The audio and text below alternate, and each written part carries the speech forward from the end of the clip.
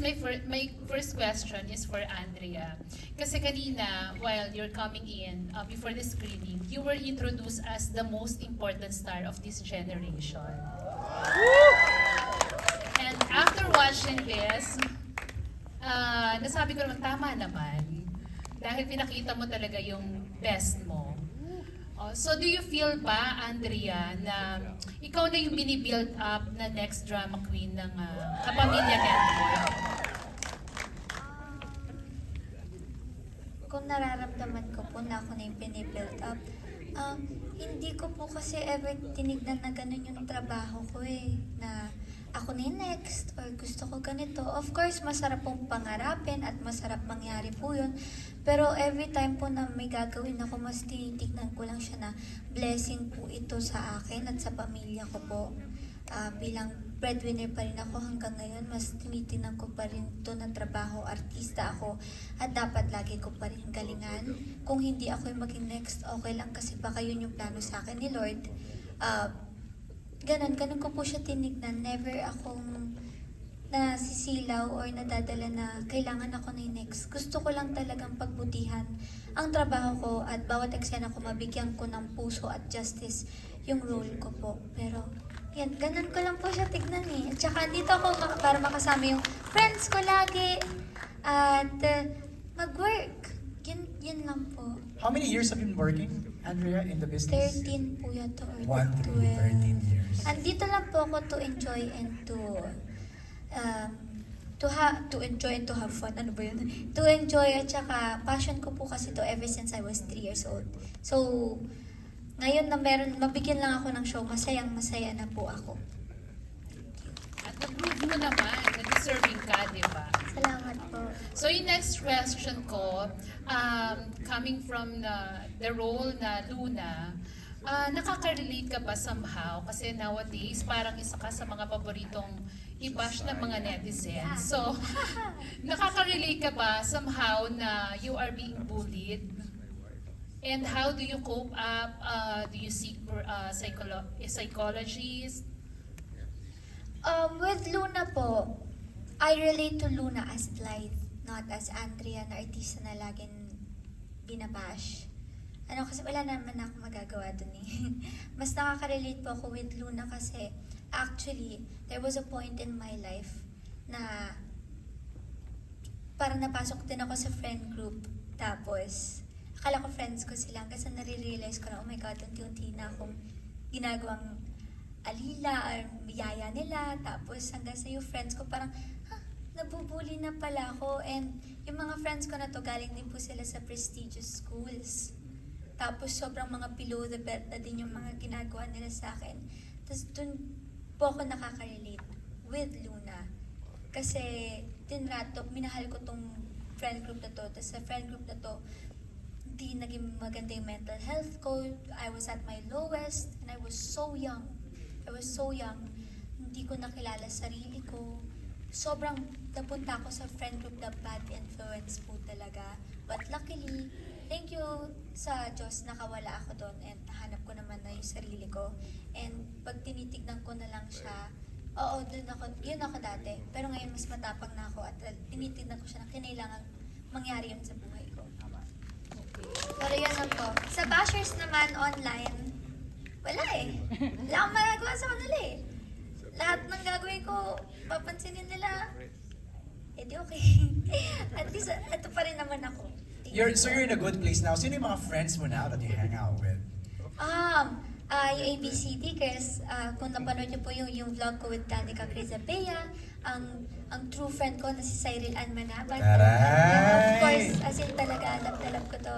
And my best friend also, si Kyle po. Uy, aray! Ba't tinatak mo? Sai, ba't mo tinatak naman yung Pag ganon. At ito ngayon, senior high, lahat po sila friend ko po talaga. It's a safe space for Yes you. po, safe space po to sa akin. Sakit nun So Andrea, kanino ka tumatakbo kapag yung sabi mo nga nasa lowest point ka ng buhay mo? Kanino ka nagsasabi ng mga problema? Sa friends ba? Or sa family? My sister. Kaya nakakahugot din po ako dito sa twins na to. Sister ko po talaga, siya yung best friend ko, siya yung soulmate ko, yung ate ko. After her, sa Diyos po. Medyo naging on-off yung relationship ko with him kasi madalas kapag sobrang lalim na, sobrang bigat na, mapapatanong ako bakit ganyan. Pero ngayon naiintindihan ko na kung bakit kailangan mangyari iba't ibang bagay sa buhay ko at bakit kailangan akong talikuran ng iba kasi ibig sabihin nun, hindi ko sila kailangan sa buhay ko dahil hindi sila nakakabuti sa akin. So ngayon, si Lord po talaga. Ngayon, na-build ko na talaga na, magaling siya. Siya, alam niya lahat. Alam niya kung ano yung kakabuti para sa akin. At tiwala na lang kay Lord. Iyak lang ako. Lord, ba't naman? Playtime ko naman, Lord. Ganyan. Pero, love ko siya. Si Lord po una. Iniiyak ko. Iiyak ko lahat sa kanya. Tas, okay, ito gusto mo. Okay. Alright, thank you, Janice. Pwede bang bonus question lang? Gusto ko lang marinig yung Pasko na ba? words May of bonus? wisdom. Charot. Hindi, words of wisdom ni Miss Sylvia tsaka ni Miss Angel na nakatrabaho nila si Andrea para yung masabi nila na hindi mawala sa focus si Andrea being an actress at yung ginugroom nga Oh, na bago tayo lumayo, reaction from Kyle. Kasi parang, all these years pala, no? They have maintained the friendship. Reaction lang, Kyle. Kasi, Ikaw daw ang best friend. Reaction Yun po ang na, niya eh. reaction po ng mga trabaho ko po siya. Hindi, sa best friend, sa sinabi ni... she appreciates the friendship all these Yeah. years pala. Hindi, lagi naman ako nandito para sa kanya. Alam naman yun. Alam niya naman yun. For the past 5 years, medyo, yun nga, naging distant kami for the last 4 years nga. Pero, nandun naman, alam niya naman nandun ako parati. And hanggang ngayon, nandito pa rin ako. So, yun. Like a true gentleman talaga. Siya nakakuha ng mga Instagram stories. Nakita ko sila sa ABS Yeah. sa araw. Okay, Ibiang, Angel, your reaction daw on para hindi daw mawala Words sa of focus wisdom. si Andrea while at for work. Andrea.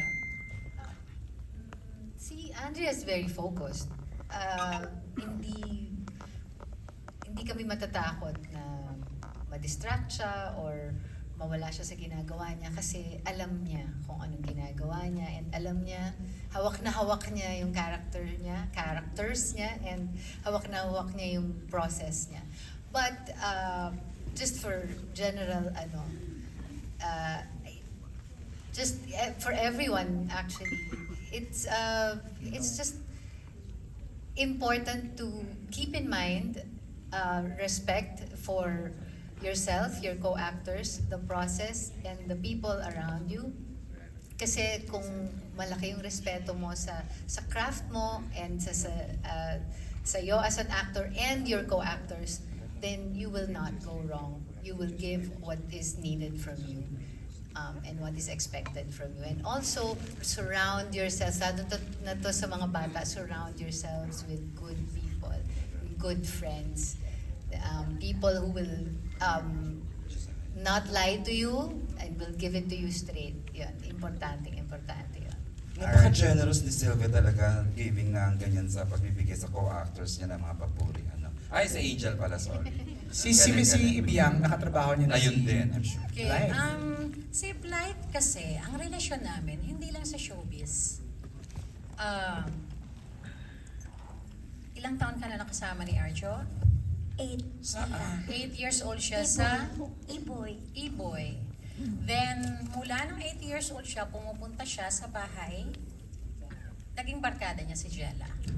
So, kaya na sila naging close. So, yung sinasabi ni Blythe na nung time na down siya, sobrang down siya, nandun ako. Nandun ang pamilya ko. Nakita ko yun. Hindi namin alam yun, Biang. Ano naman. ang So galing. ngayon, tuwang-tuwa ako sa'yo. Sa nakikita ko ngayon sa'yo. Kasi, di ba sabi ko sa'yo na dati, maging matapang ka sa mundong to kasi walang ibang tutulong sa'yo kundi sarili mo lang. Andiyan ang barkada, pwedeng sabihan. Andiyan ang pamilya. Pero di ba sinasabihan kita, iiyak lang sa Diyos kung ano yung mga pasakit na nararamdaman sa'yo. Ang bashers huwag maintindihan. Sabi ko nga sa'yo, di ba? Basher lang yan. Maganda, pangit ang gagawin mo, nandyan sila. Mananatili silang bashers. Okay? Wala silang kwenta sa buhay natin. At yung sinasabi ko sa'yo, yung sinasabi ko nga sa batang to, dati po, sasabihin ko sa inyo, sinasabi niya talaga sa sarili niya na, tita, hindi po ako maganda. Hindi po ako maganda. Sinasabi ko sa kanya, nakita kita bata, ang ganda-ganda mo. So yun yung sinasabi ko sa kanya. Tapos, yung kumpiyansa niya sa sarili niya, kulang na kulang noon. Kaya sabi ko, Blight, maganda ka, magaling ka, matalino ka, laban. Kaya ngayon, kung ano mang nangyayari ngayon sa'yo, nakakala mo lang hindi kita kinakausap. Ino-obserbahan kita. Ang layo ng Blight na kilala ko nung 8 years old sa Blight ngayon. At natutuwa ako. At lagi kong sasabihin sa'yo na yung lakas ng loob, tapang. Okay? Tiwala sa sarili. Sa sarili lang okay, dalhin mo yan palagi. At pag merong magsabi sa'yo na pangit ka, hindi ka magaling umarte, Sapakin ko.